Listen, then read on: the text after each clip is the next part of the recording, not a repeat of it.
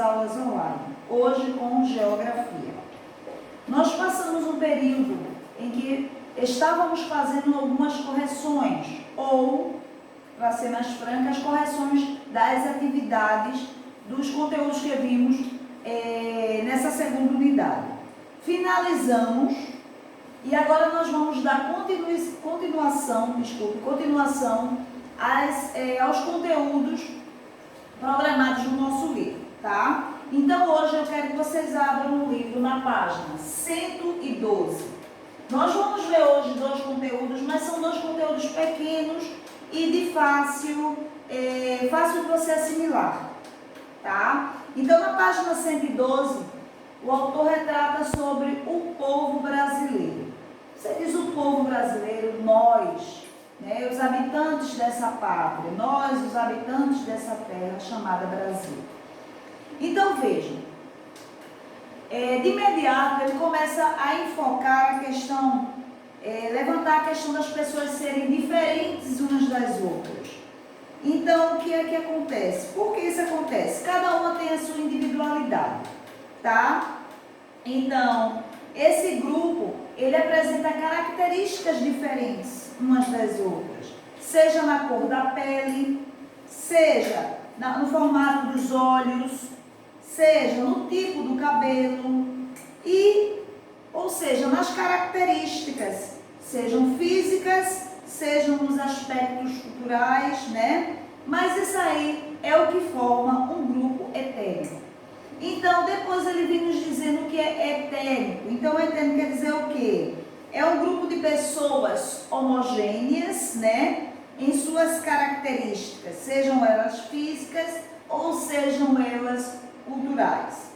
Então, vejam bem, nessa questão, nós levantamos a questão da miscigenação.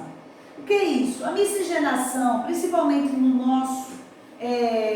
nosso país, a miscigenação é uma mistura de raças, ou seja, uma mistura de etnias, melhor dizendo, uma mistura de etnias. Ou seja, é uma mistura, o que? Uma mistura de tipos físicos, né? É uma mistura de costumes que são diferentes, certo? A isso nós chamamos de miscigenação. Então, vejam, nós tivemos os três grupos formadores, três grupos humanos formadores do nosso povo imediato. Nós temos o indígena, né, o índio, que aqui estava, não é isso? Que também foi escravo inicialmente, né, nas lavouras, nas nossas lavouras. Tivemos o branco, né, que era principalmente de início o povo português, né, que foi o colonizador, né, isso, e depois vieram os imigrantes de todo o mundo, e nós tivemos o negro, não é isso, originalmente trazido da África, né, para o trabalho escravo, também nas nossas lavouras, né, que depois veio a substituir os indígenas. Então, nós tivemos esses três grupos. É claro que depois vieram outros, mas inicialmente esses. Então, aqui ele chega a citar o nome de Gilberto Freire. Por que o nome de Gilberto Freire, né? Sociólogo. Ele chegou a citar o nome dele porque Gilberto Freire, ele classificou como uma meta-raça, né? O povo, né? Uma meta-raça por quê? Era uma mistura, um cruzamento de muitos povos. Então, ele atribuía dessa maneira, meta-raça, né? A miscigenação era tão grande que o sociólogo Gilberto Freire chegou a classificar como meta-raça, né? O cruzamento de vários povos, como nós vimos. Então, vocês podem observar, né, que nós temos o quê? O branco com o negro com o índio com o... E assim foram surgindo os cruzamentos, tá? Então, essa aula foi bem curtinha, foi relacionada ao povo brasileiro. Então, dessa maneira, foi abordado a questão da miscigenação, da mistura dos povos, da mistura das etnias, tá? Em que foi citado, repetindo, o nome do sociólogo Gilberto Freire, em que ele defendia a classificação da meta-raça, né? Classificou como meta-raça essa grande mistura de povos, né, que surgiu. Temos que levar em consideração o seguinte, temos que dizer, ninguém pode dizer eu sou branco, eu sou negro. Não existe a raça pura, gente, não existe a etnia pura, tá? Não existe aquela etnia que se diz assim, eu sou totalmente branco, não, tá? O povo brasileiro, ele é rico em sua formação, tá? E um povo mestiço, tá certo? Aí você diz, professora, por quê? Se eu sou assim, porque eu não posso dizer que eu sou... Não, gente, na nossa descendência, nossos antepassados, etc e tal, quem comprova que sua descendência foi toda de uma etnia só? Ninguém. Houve a mistura, né? Então, a miscigenação é fato. Eu estou falando em termos de Brasil, tá? Não tenho nada a ver a abordagem de outros países. Eu estou me referindo ao nosso país imenso, Brasil, tá? Então, na página 114, vem as atividades. A primeira atividade, ele pede para você classificar, né? Dizer o significado de etnia. O que é etnia? Etnia é o quê? Né? Enfim. O segundo, quais são as características físicas que permitem o agrupamento das pessoas formadoras do grupo etéreo? Então, quais são por exemplo, vou começar com um exemplo. Por exemplo, da pele. Aí você vai citar os demais. O terceiro, você vai explicar o que é miscigenação. Eu falei várias vezes isso aqui, agora há pouco, né? O que é miscigenação. Quarto, quais foram os primeiros formadores do povo brasileiro? Eu falei dos 3 grupos, né? Quinto, deu nome para os cruzamentos dele. Aí você vai dizer, o negro com o índio formou quem? Cafuso, mulato, quem? Caboclo, enfim. E assim você vai fazendo. Sexto, responda de acordo com a etnia amarela. De acordo com a etnia amarela. Veja bem, viu que está aí. Não estou... Letra A. Quais são as características físicas mais destacadas nesse povo? Olhos o quê? Pequenos, amendoados, redondo, como? Cabelo é como? É caracolado, é liso, é como? Eles são de pelo o quê? Clara ou morena, enfim. Vocês vão colocar. B. Qual é o significado de Sansei Nisei? Aí nós estamos nos referindo à descendência japonesa. Quer dizer o quê? Está referente a filho ou neto, não sei, japoneses. Vocês vão colocar isso aí, tá certo? Agora nós vamos para a página 115. A página 115, ela nos leva ao assunto fronteiras. Apenas isso. Também é um assunto bem pequenininho, tá? E de fácil assimilação. Então, nós temos aí fronteiras. De imediato, para a geografia, né? Ele vem nos dizendo o quê? Território é um espaço físico que contém solo, contém montanhas, contém rios, entre outros, tá? Ou seja, é um espaço sobre o qual o Estado exerce sua soberania. Os territórios possuem uma área delimitada, né? Entre áreas vizinhas. E esta demarcação, nós temos o nome de limite. Ou seja, em termos de Estado ou de município, o município, ele tem aquela área. Até determinado ponto é dele. Depois daquele ponto específico, já passa a ser outro município. Nós vamos detalhar isso, tá? Essa palavra é o que nos remete à linha.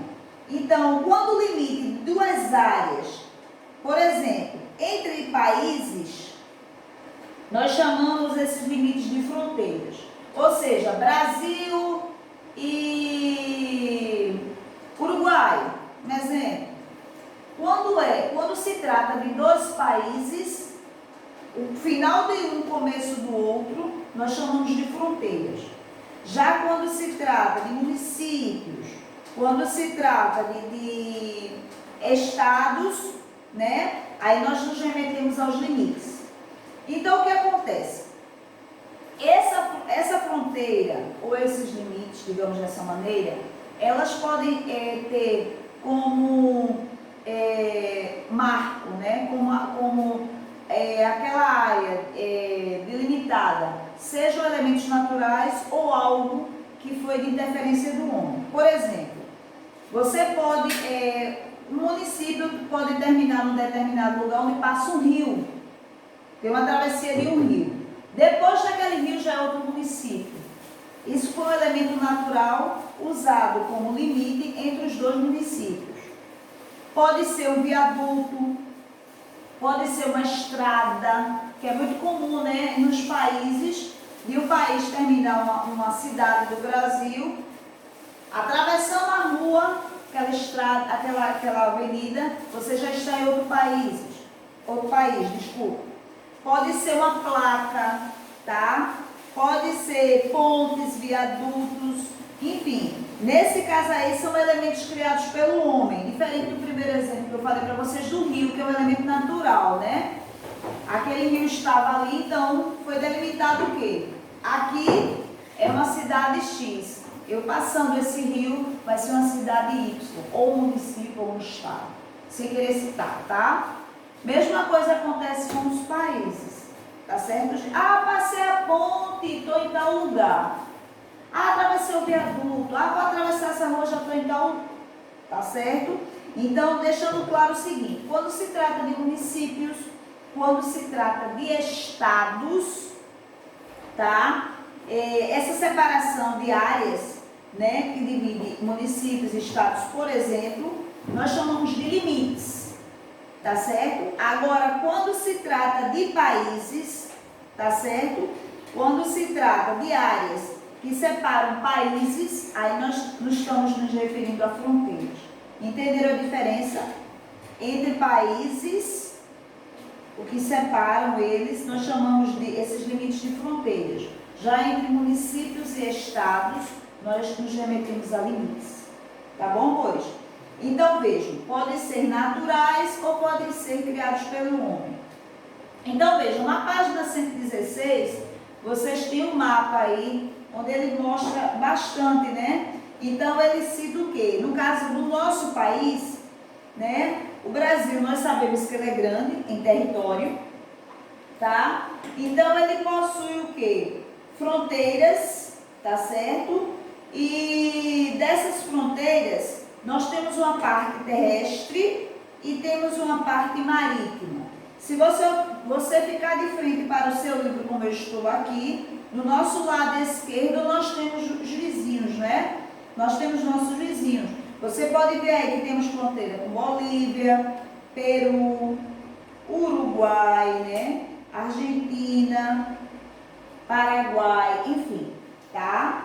Nós temos duas exceções, mas eu não vou entrar em detalhes, mais à frente nós iremos entrar, que são dois que, né? E se você observar do lado direito, nós temos o Oceano Atlântico, não é isso? Então, por isso que ele coloca aí, em termos de numeração, a nossa área de fronteiras, quando se trata de fronteiras terrestres, quantos 1000 quilômetros nós temos, e quando se trata de fronteira marítima, quantos quilômetros nós temos. Tá, amores? Então, lembrando que, enfatizando, depois nós vamos entrar em detalhe, mas enfatizando que o Brasil, ele faz, se você observar no mapa, ele faz fronteira com quase todos os países da América do Sul. Quase. Por que quase? Nós temos que ter a exceção do Chile e do Equador. Eles fazem parte da América do Sul, mas não fazem fronteiras com o Brasil. Tá? Então, repetindo. O Brasil faz quase fronteira com quase todos os países da América do Sul, com exceção do Chile e do Equador. Se você for procurar no mapa, você vai ver. Tá bom, amores? Então, vejam, na página 117, nós temos uma atividade bem pequenininha, como foi a primeira, que foi uma folha só, essa também será. Então, a primeira, ele pede para que você pinte um elemento natural que dá limite aos municípios. Então, você pode ver a ilustração, ela está toda em branco. Você pode ver que de um lado tem um município, ele não determina nomes, no meio tem uma travessia de um rio, do outro lado tem um outro município. Então, aí é o quê? Um limite natural, né? Então, o que é que está separando os dois? Você vai pintar. O segundo, pesquise e desenhe o mapa do seu município e dos municípios que fazem fronteira e os identifique. Aí foi pessoal, tá, amor? Como aí o espaço é muito pequenininho, quem conseguir, quem estiver com esse material em mãos, pode colocar no caderno e deixe lá. Não precisa enviar não, deixa lá, tá? Depois eu olho. O terceiro é pessoal. O quarto, ele pede, observe o mapa da América do Sul na página 116 e responda. Esse mesmo mapa que eu pedi para vocês observarem agora. Ele pede assim, letra A, com qual país o Brasil tem maior fronteira? Você vai botar só o nome do país, que ele tem maior fronteira. Letra B, e o que tem menor? Letra A, o que tem maior, e letra B, o que tem menor fronteira. É essa a atividade, ok, amores? Então, vejam, retomando, nós tivemos nossa aula de hoje, a primeira foi na página 112, o povo brasileiro, onde foi levantada a questão da miscigenação, onde foi abordada a questão da meta-raça, tá? Do sociólogo Gilberto Freire, né? E nós vimos também a questão dos povos, os primeiros grupos formadores do nosso povo, tá certo? Levantando a questão da miscigenação, tá certo, gente? A questão da citação do sociólogo Gilberto Freire, vocês encontram na página 113, tá? Depois nós vimos a atividade e, por fim, nós vimos a 115, que está voltada às fronteiras. Aí nós vimos a diferença entre limites e fronteiras, tá certo? E a atividade também, que é bem curtinha. Na próxima aula nós vamos ter sequência dos assuntos. Até lá, amigos.